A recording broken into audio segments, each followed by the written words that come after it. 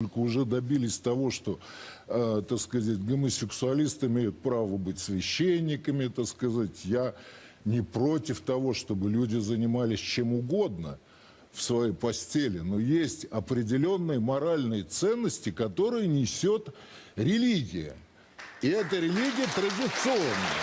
Вот, мне кажется, в чем суть этого конфликта. И на самом деле этот конфликт гораздо более опасный, чем просто конфликт цивилизаций. Потому что это конфликт между развитым, высоко развитым, у которого, кстати, есть свои